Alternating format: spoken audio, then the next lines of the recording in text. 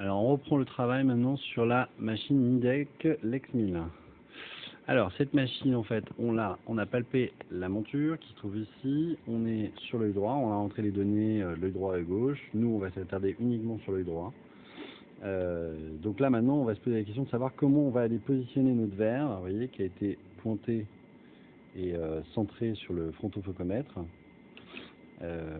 On va donc appuyer ici sur le bouton l'onglet blocage, voyez, et apparaît une forme. Alors là, il va falloir qu'on lui explique les choses. On ne veut pas être en actif, on veut être en passif, et on veut non pas être en unifocal, mais en manuel.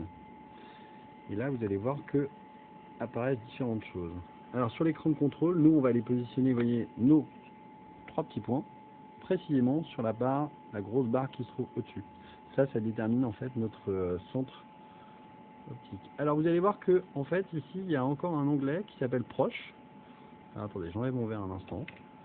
Proche, on va regarder, étendu, et vous allez voir ce qui se passe. Regardez les petits tétons, en fait les petits tétons, les 3 petits tétons qui vont se mettre à bouger.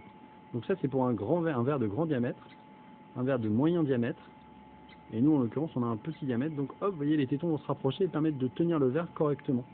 Donc les petits tétons qui ont bougé, ils sont là.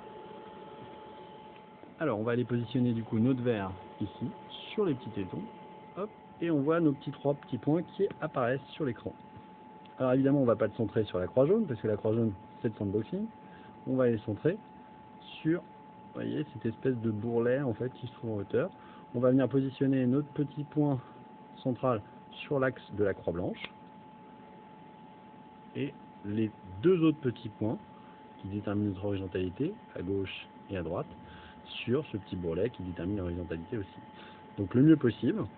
Et après, vous voyez, sur cette machine, c'est un petit peu plus compliqué. Il faut appuyer ici et on va avoir quelque chose qui va venir tenir le verre, le bloquer. Vous voyez.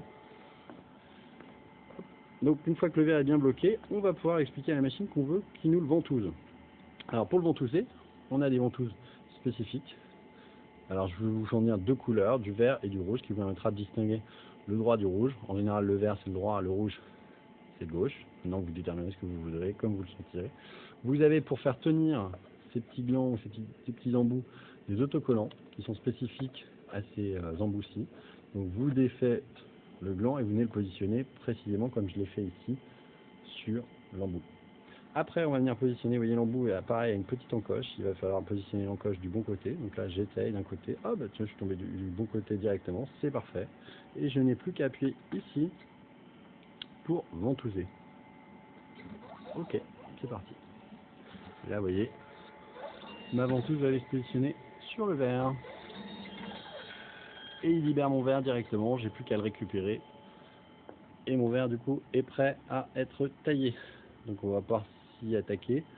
Donc on a la meuleuse qu'on va allumer, que j'ai déjà allumée.